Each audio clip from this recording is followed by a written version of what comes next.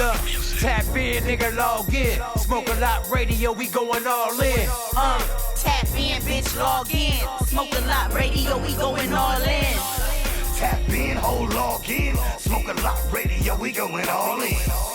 The squad making sure we all win. Smoke a lot radio, we going all in. Zilla, I'm the host with the most smoke. Rolling up the most dope. Kato got the most jokes. Simone Taylor keep it sexy for the grown folks. I'm OG, tone low, bouncing on them gold spokes. Smoke, we the #1 podcast. Some other shows, all trash. Amber Rose, all ass.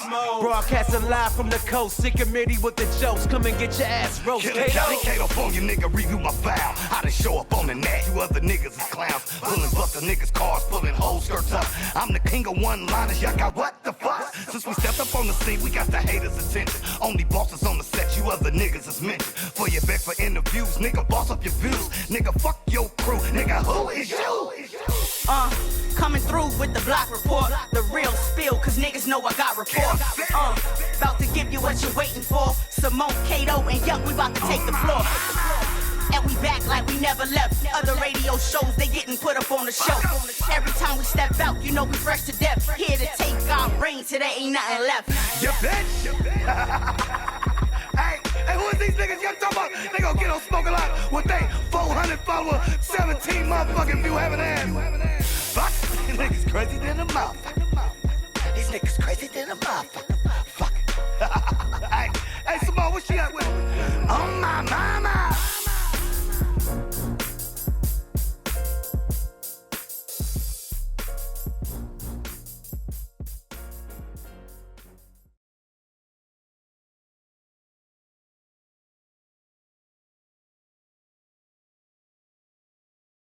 Now, NIC, NAC, man, C-Note Don't Records, make me man, the blush. LUNIZ, all that shit. You know Don't what make I me mean? blush. Rocking out with us, man. NAC, man. Here's my co-host, goddamn Simone Taylor, the beautiful. What you know up? I mean? What up, baby? Good Much stuff. love. Good Much love. I love what you guys got going on. It's beautiful. You know what I'm saying? We got to bring the collective together and keep it authentic. You know, we got to stay true. We the gatekeepers, Jack. It's not too many. It's not too many like us. You know what I'm saying? We gotta Nah, stay, hell nah. you know, And then my other on that co-host, part. Kato Folia. Oh my mama. On mamas. On my mamas. I love it. I love it. So what's good? I mean, you know, we doing this thing worldwide. You know, I've been tapping and I'm following you, seeing all the moves. It's like how to, you know, it's coming full circle. You know what I'm saying? Everything have its run. Everything have its time. You know what I'm saying? But what always stays true is that content, that good lyrics and music. Something that's gonna make you think about it, you know? Facts. So speaking of Facts. lyrics and music, man, we gotta give my two co-hosts a history lesson because they both from LA. And Okay. then her, like she like born in '95, so she's a young. So she baby. She young She's G. a youngster. She was born when we before we got popping. You know what I mean? She born after we got popping. I mean, After the fact. NAC, But still influenced. absolutely. Right. But still influenced. That's Oh, what it's she about. got gas, nigga. Yeah. She's a bar guy. See, that's what it do, because you know what that means? That you respect the legacy and the craft that you come from, which is what this generation is so far removed from. They have no history as far as like the paved in the way that was made for them to be able to get the bag they get right now. You know what I'm saying? We have to work. Right. You have to work for it. It wasn't no just you on and you instant. You have to work for it. You have to claim your spot, you know, and now it's just like, you know, everything is easy peasy, you know, but that's why it's like I said, right now, being a rapper is the hardest, most dangerous job alive, because they not even seeing it. They not even living to see they gifts. Right. There's no protocol. It's no protocol anymore. So it's like, you know, I love how you bring it to the table and keeping it authentic and keeping it genuine, because, you know. Scoot in, man. Don't be afraid, nigga. Y'all scoot in a little. Yes, bring it in, man, so they can see you in the camera. Like when Mama had that big Cadillac with the one back seat. Yeah, scoot it in. You got a whole mask on. Don't be afraid to scoot over. Yeah, show the Simone. You know what I mean? So, Nat. Yeah. Speaking of lyrics, man, I never heard this story. what made you start rapping? Like, what was your start in hip hop? Period. Like, what gave you the niche to even start writing rhymes? What age were you? You know what I mean? And how did it start? How you even get your name? The whole shit. You know what I mean? Man, I went through about Wikipedia. 5 rap names before I got to NIC. Oh, name the 5 names. So I'm gonna give you a history lesson. In elementary, I always loved poetry. I always loved writing. I always loved stories, creative, platforms. They taught us a lot of that in Black history, like, the heritage and our ancestry. And then it was like when hip hop formatted, it was like it just was an easy transition for me to be influenced by UTFO, Roxanne Shante. I remember I was ditching one day and this dude just gave me a whole mixtape from the East Coast. And I just wrote rhymes. And then I ended up meeting my rap partner, Yo-Yo. We went to junior high school together. Hold on. So Yo-Yo was in Oakland or you started in LA? No, so born in Oakland, moved to LA with my great auntie, like when I was 4 or 5. So I spent from 5 to 15 in South Central LA. That was my school order. you and Yo-Yo went to? We went to Bret Hart Elementary on 92nd and Hoover. We was in Hoover Hood, for real. Hoover. A-Tray Hoover Hood over there with the Man, Savage. for real, real deal. Sutton Park, right there by Sutton Park. Right there. They just named at Latasha Harder's Park, matter of fact. How many shootouts you seen at high school? At elementary. You know what? Honestly, when I was coming up, niggas was just getting their starter jackets and their tennis shoes too. You know what I'm saying? That's when it was really like, when I'm looking at Snowfall, how they embodied that. That was LA in the 80s. I was coming up in that. But luckily, I always had a creative energy. I always wanted to, just be in anything creative, sports. Hold on, back to you and Yo-Yo. How long did the rap group play? And what was the name of the group again? Hold on, man. So we was the Def City Girls. Okay. We were City Girls before the City Girls. We was the Def City Girls. The real City Let Girls. it be known. Hold up. Def City. So who we emulated off of was Run DMC. We want to be the female Run DMC, right? Right. But then our first influences was like Roxanne and, Revenge of Roxanne. Because you got to remember, at that time, the East Coast was just smashing. They was just creating a wave of hip hop. Right. And then the neighborhood that I was growing up in had the likes of Candyman, Dub C, Jinx, you know what I'm saying? All what these up, y'all? Cube, Washington High. I went after Bret Hart, I went to Wash House. You know what I'm saying? And Wash House was like an incubator for all South Central LA's. Like Cube didn't go there. He lived in the hood. With the tab. All his homies was always, congregating up in Washington. So it was just like a bed of talent, just nurtured talent. Shatasha from Thuggish Ruggish Bone. That was my good friend. And so me and Yo-Yo, we was a group, but of course me being a rebellious one I was never able to really get my shine because I was always catting off doing something else. I didn't have time for school. But after a certain while, when I moved back home, tapped into the game out there, Richie Rich 415, you know what I'm saying? Start seeing what was going on. It was a whole different culture. I went from gang banging to hustling, macking, pimping, bitch. You know what I'm saying? Right. So it's like, I feel like I was blessed to be able to have the privilege to see both cultures take off. You know what I'm saying? And my people like Candy, all them was like the people I started out with. And I tapped down in the town. Start fooling with, Capital Tax, Richie Rich 415, then bam, who I run into. Ta-da. CNH, child. Hey. Ta-da. Real And history it was all she wrote. It was all she wrote after that. So that's really how I started rapping and having inspiration to rhyme, was because it was just creative outlets. You know what I'm saying? And we always had platforms in school to showcase our talents. You know what I'm saying? And that's what I feel like right now, there's no outlets for our kids to really, socially integrate and really tap into their nature, because it's this now, and I look at how us coming from where we come from and how we grinded and how we started, and we was definitely pioneers in it, not understanding our positions or really owning it because we was living it. You know what I'm saying? Right. When you living it, you ain't thinking, no you're not faking. pretentious. You know, you just living it. And so now when we looking back and I'm seeing how we grown, especially you, Yuck, just seeing how you grown as an artist and, you know, staying, you know, innovative and entrepreneur. And it's a blessing. It's like, it's beautiful because hip hop raised a lot of entrepreneurs and business-minded people and solid.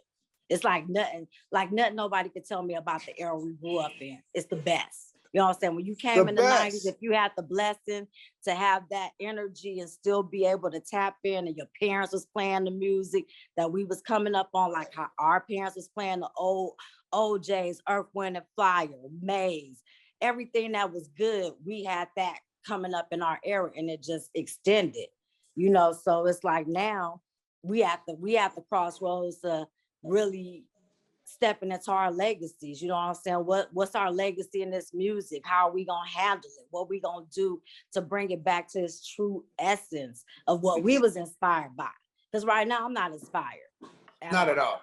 I'm not inspired. You haven't searched today. Not at all. So check this out, NAC. Yeah. You came back, right?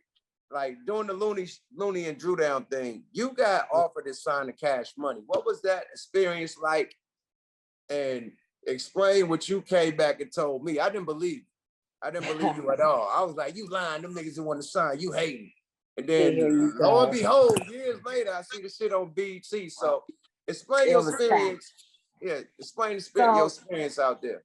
So at the time, once the LUNIZ 5 on and So Much Drama single was popping, it was like a lot of interest. You know what I'm saying? Like everybody was on it.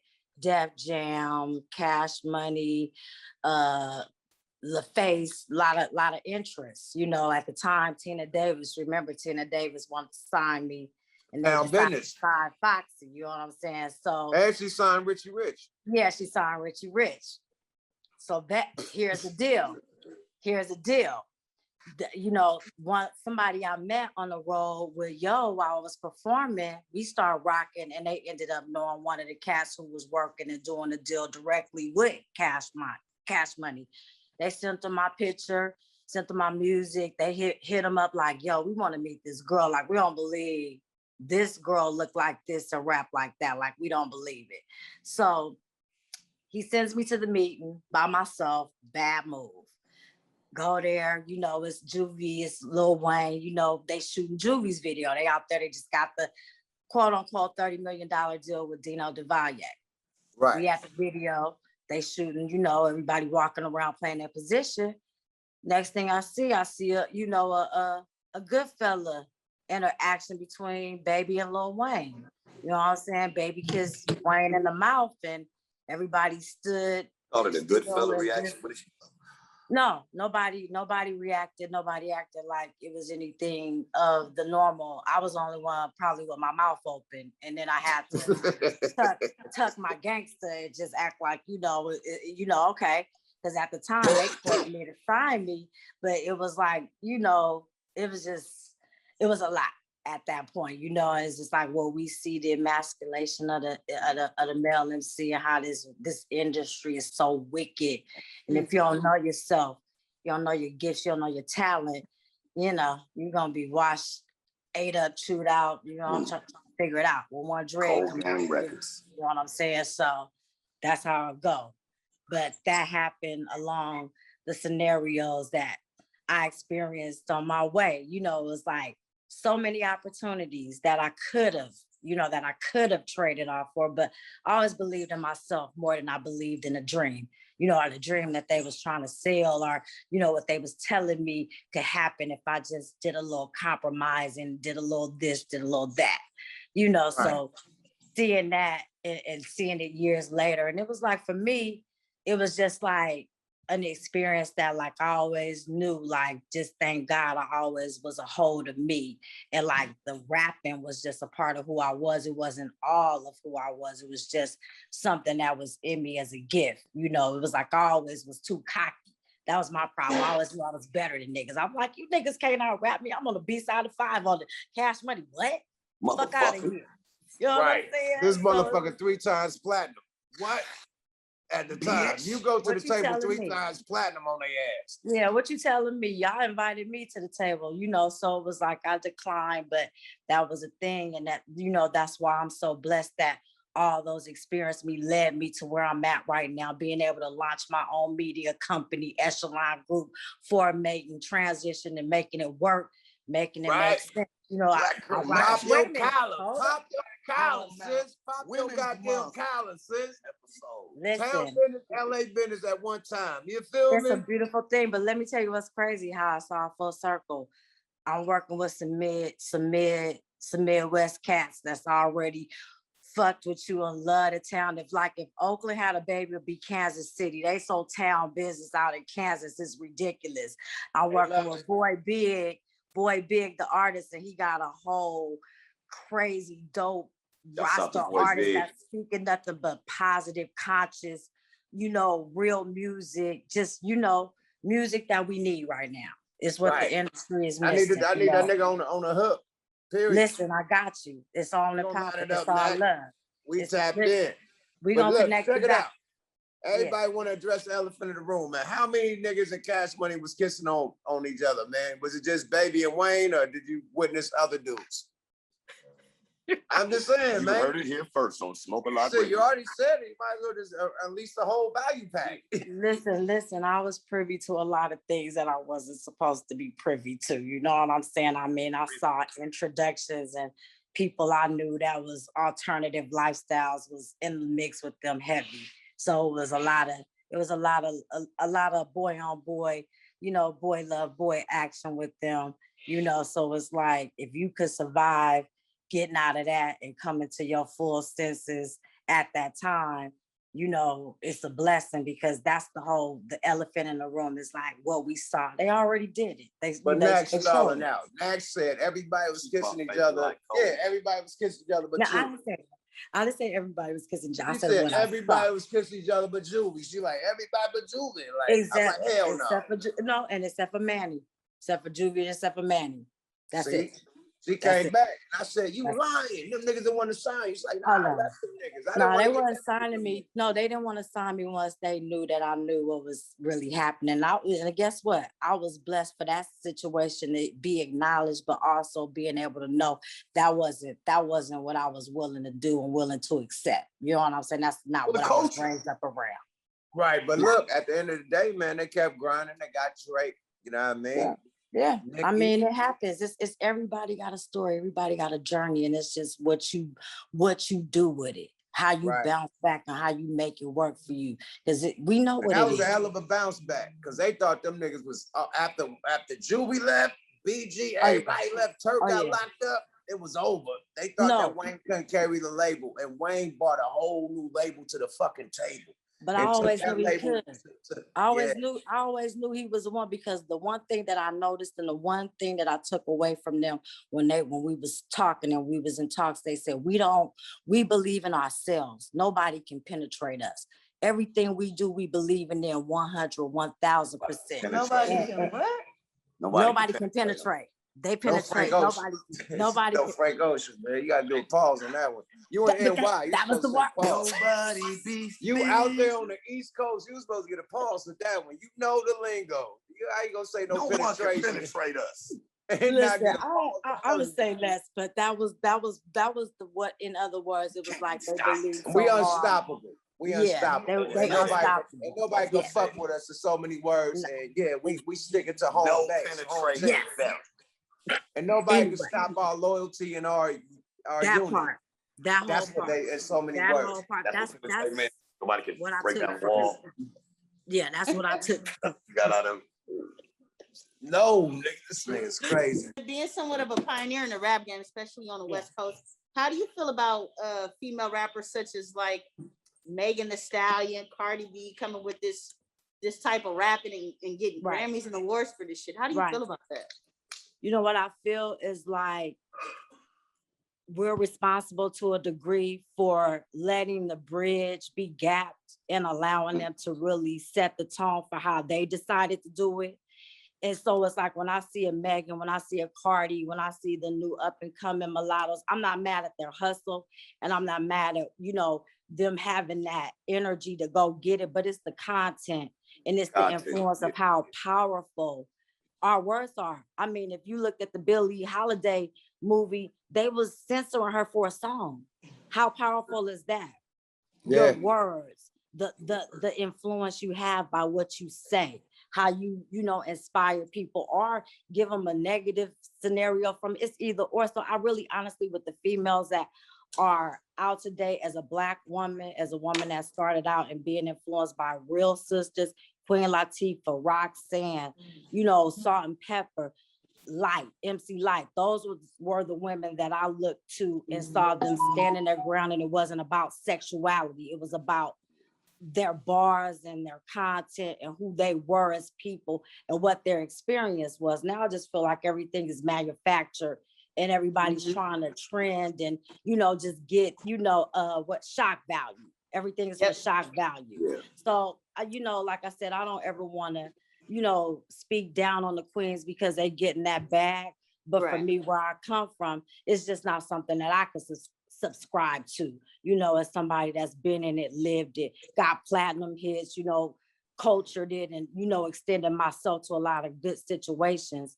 So it's like, I hope that what I'm putting forth with my daughter, Glam, is something that people could, live by and look to in a different, variation. We need more balance of, what it is, opposed to just everybody's a stripper turned rapper now. You know what I'm saying? Soft porno right now.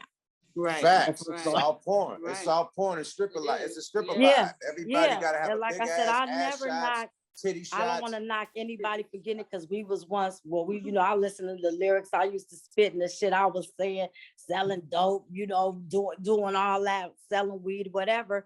And it's about how you grow, how you evolve. It was like what I was at this point. I evolved from learning lessons, going to jail, getting caught up, raising my daughter as a single mother.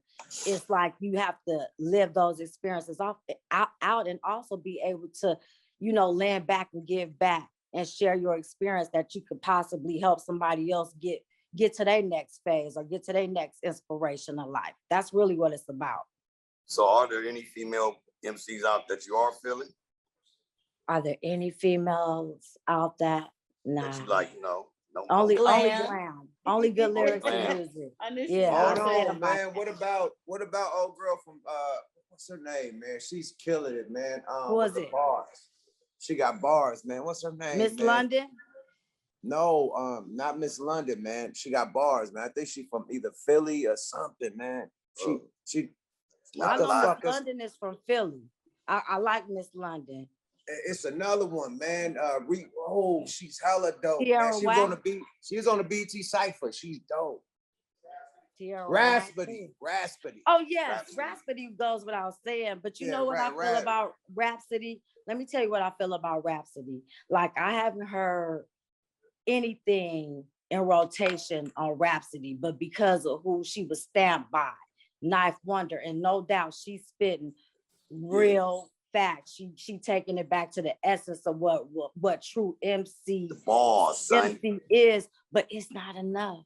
You know what I'm saying? It has to be a balance of the Rhapsodies, the Tierra Wax, the Miss Londons, the Glams, real true artists that really, they got bars without cursing, without too much of the, I want to smoke, I want to fuck, I want, I need the bag. It's real life. We got real life out here. Everybody ain't trying to be a bad bitch. You know what I'm saying? There's people who really have life going on and they need that inspiration. You got songs. How many people have walked up to you and just was like, yeah, your song, your bars, they inspired me. They gave me another push to move on. That shit you said was it. That's what you live for, to hear all the time. That's what I mean, like niggas done told me my music and got them niggas through bids in prison. Listen, you know what I mean? It sell like, nigga, without your music, nigga, I wouldn't have got through it. Period. Listen, let me tell you something. You, like I said, I'm a connoisseur, and I'm I'm indoctrinated in the culture and raised me. And I live by lyrics. I live by content. I live by delivery. I don't listen to it. You know what I'm saying? And when I got to you, you shook my game up a little bit because I was like a beast. And when I met this young savage, it was like so before its time. Like so before its time. And I love the fact like we grew up in this music together and we got to see it evolve and benefit from it, you know. So it's like that's the key. You know what I'm saying? Give it back to your constituents and you know, allowing them to be disciples and sucking up that game so they could transfer it and keep it going. Right. Iron sharp as iron. So look, NAC, speaking of your career, we gotta get back to your career, man. So okay. You get down with C-Note Records, then what happened? Got down with C. So let me tell you who I first got down with when I first got to the town. My sister was super cool with Jed, who was the CEO for Richie Rich. Richie D-Lo. Yeah, that was my sister's good friend, Jed. And I was already into rapping. I was already doing my thing coming from LA. And when I got to Oakland, I heard the groupie ass bitch track. And it had me blown back. I felt insulted. I wasn't liking it. You know, my crowd felt. So Richie Rich had you heated? I was heated because guess what? Coming from LA, listen, coming from like Uncle Jam's Army and Toddy T and like LA hip hop wasn't like Oakland hip hop. It was still, you know, them still trying to find themselves. But when I got to the town, it was already on and popping. Niggas was independent, cutting up. And so I'm hearing all these different tracks and records. And so I was like, yo, who the fuck is these niggas Too Short, Richie Rich 415? These niggas out of control, you know? And I used to be in ciphers going at it. So I was like, yo, I'm finna do an answer back. Did an answer back. Jed heard it, went crazy. DJ Daryl was like, yo, we finna do some, you know, controversial shit with you and Rich. Right, it's a right fan Shantae that's shit. how it kind of happened with them. And then, you know, from that kind of put me on the map. Everybody wanted to know who NIC Tic Tac was. Who is this person? Nobody knew we was doing like a controversial, you know, holler back, you know, tap in type of thing. So that happened. Ended up meeting Dame, Capital Tax, fooling with them.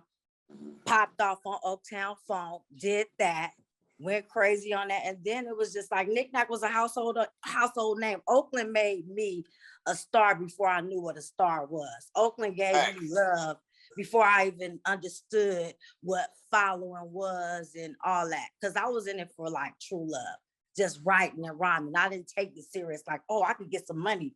Oh, my best friend about to sign the Ice Cube.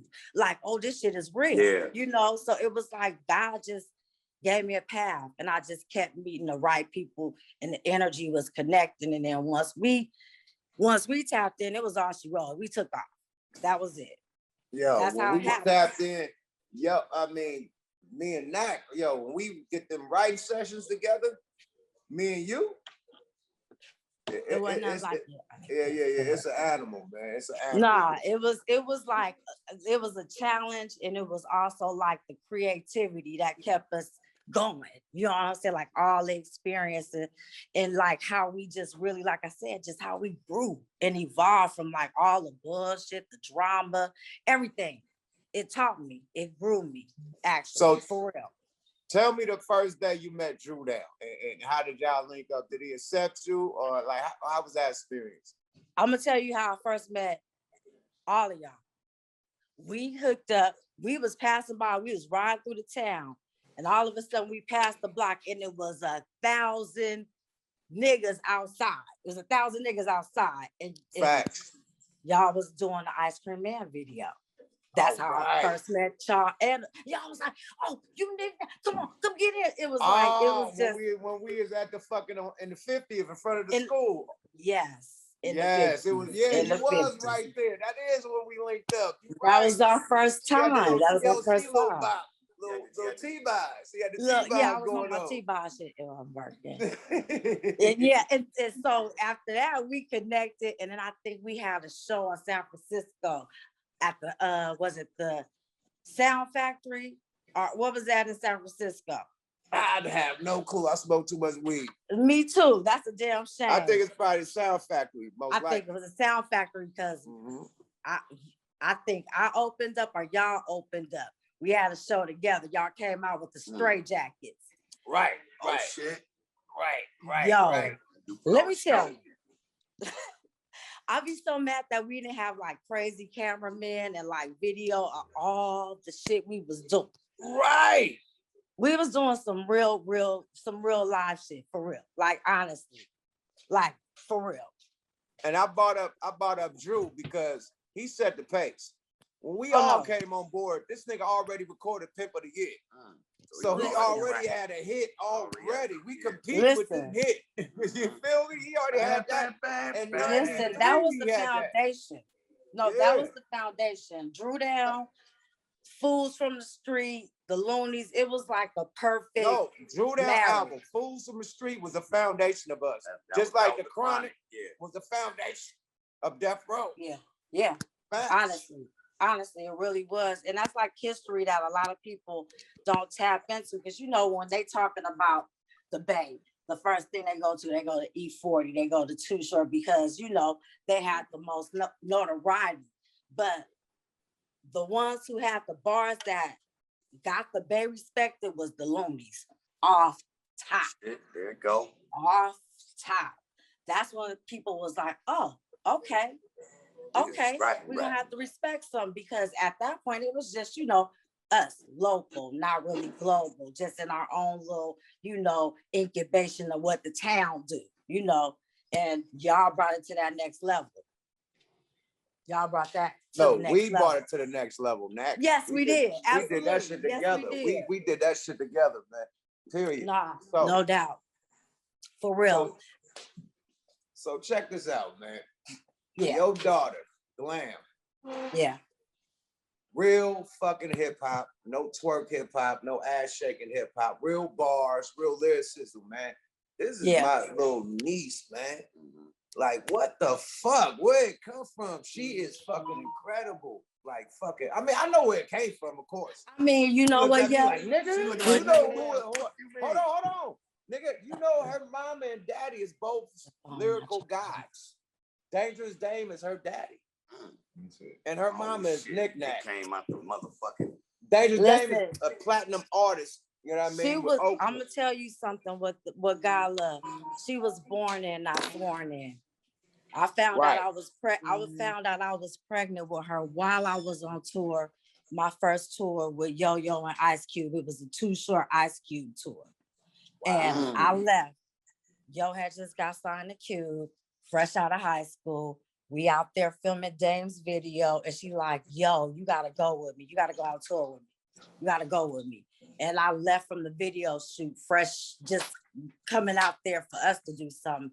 And literally found out I was pregnant with Glam on tour. On tour, nigga. That's why she was born in it, nigga. That's why she said born in, not sworn in. Yeah, born in, not sworn in. That's when Yo-Yo used to have a biker short song. The biker short game was great. Camel toe Louis. She used to have to cover the camel toe. She hit her motherfucking leg. Yeah. She had to cover the camel toe. I'm done with you saying hit the leg. I'm done with you. Nah, but what them shits called? The little pouch? What them shits called? Fanny pack. Fanny pack. The throwback fanny pack used to cover the camel toe. You catch a couple of shows. You know, we dirtbags, Snack. We married like a motherfucker, but we still dirtbags. We love Yo-Yo and them goddamn tights. Everybody wrong. She say the booty, see, it's kind of soft and that was the bar. You heard it? Yeah. Yo-Yo was one of the first thick rappers. No, she was our first West Coast, like our first, you know, we had a few before, but she was like the first, like to get that, you know, real. She was a real Los Angeles. When you heard her on Ice Cube's Man's World, the Man's World, how you feel about that song? Because you already responded to Richie Rich and them. How did you feel about A Man's World? Because she got an Ice Cube ass, I think. Oh, she got his ass royally. But you know. No Frank Ocean. I'm done.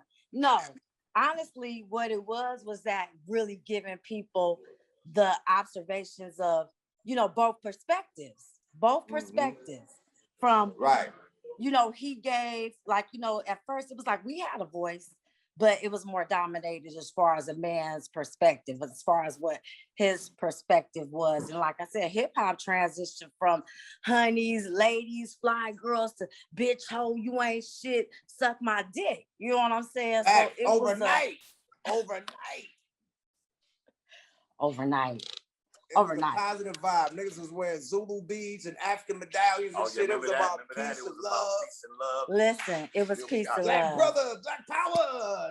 X-Clan and shit was rocking. Brand new beers and shit. Grand verbalizing. Grand verbalizing. What time is it? It was real Afrocentric. The leather medallions. Dumbass leather medallions. Come on. It was culture. Yeah, it was culture. And that's the thing about hip hop. Like, you can't be mad about it because we still had to evolve within it, seeing the change, seeing how different regions and locations picked up and made it their own thing, put their own, adaptants to it. So it's like, Getting the screen though. See yourself at least.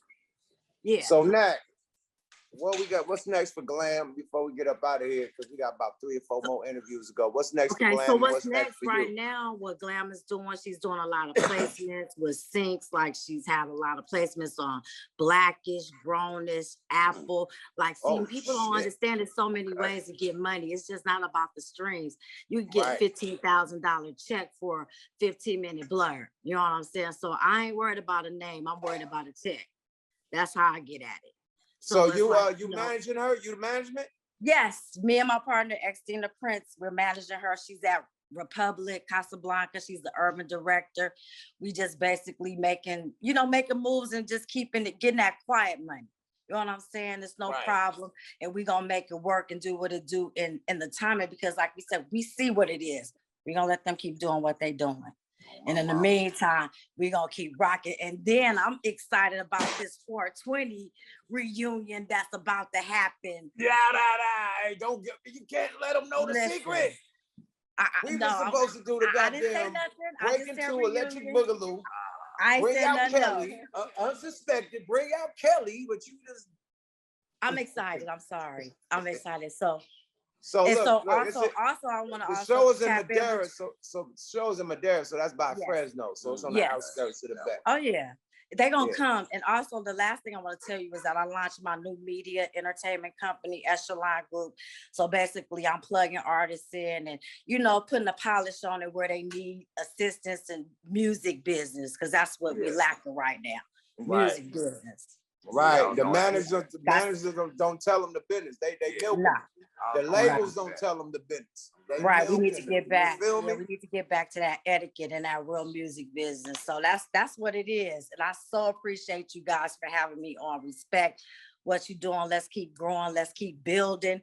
Whatever you need, I got you. It's all love. Let us do our motherfucking sponsorship right quick before you get up out of here. Yes. You know what I mean? Rapper Kush Kratom. We gotta do it every episode. Wait a minute. What is called again? It's Kratom, but it's called Rapper Kush Kratom. Now, this is the motherfucking thing that make you get electrified and loose. Like, if you need coffee, this is it. Ready? Period. So it's different Kratoms. It's like an energy Kratom. It's Kratom for pain. It's Kratom for sleep. You can take some Kratom, go to sleep, have a good, you know what I mean? So it's different Kratom. It's hella different. I love it. Yeah, let's get it going. Introducing rapper Kush Kratom, the lead brand tearing up the Kratom extract competition with its high-quality food-grade formula.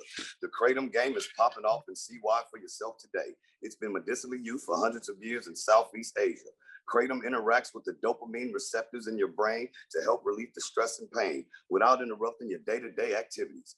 Active Kratom users swear by this natural powerhouse to help them thrive through life without having to rely on painkillers or other stimulants. Rapper Kush Kratom takes pride in offering you top quality Kratom, whether you need it for pain relief or a general mood boost. Rapper Kush Kratom, the only brand that makes you say, yeah! Yeah! Oh, I love it. I had to go Brian Gumble on them right quick. Please. And you can get Rapper Kush Kratom at rapperkushkratom.com and tell them motherfuckers Smoke A Lot Radio sent you. Oh my Radio. That's a high endorsement. I so appreciate y'all. Stay up. Keep doing what y'all doing. Yo, tell them what your social media is and Glam social media. Where they social media is Nick Hustle 510 and Glam is here. Nick Hustle 510 and Glamorous here. Tap in. NIC. New and improved. New and improved. Much love and respect, y'all. Stay safe. Thank Stay you, safe. NAC. My love. Thank you, NAC. My love, man. Take care. Much love, y'all. Much Yada love. da. Another episode of motherfucking Smoke a Lot Radio with goddamn Nick Nack, you know what I mean? My real sis in the business, man. We out this motherfucker. It's your host with the most culatto smoke. Yuck motherfucking mouth with the beautiful. Simone Teller in the building. With the Versace, Yeah, silky, Saint did. Oh, Lord. They ain't get to see that. With the illest nigga in Nebraska, B. Catophobia. Oh my mama. We going motherfucking digital soapbox, brother. You can touch some motherfucking Smoke a Lot Radio, and your motherfuckers better log in, or we're gonna put the log in. You bitch. Film live at the goddamn Coin Academy. This is powered by the Coin Academy. The world famous Coin Academy. Oh my mama, you bitch. Bye-bye now. Oh my mama.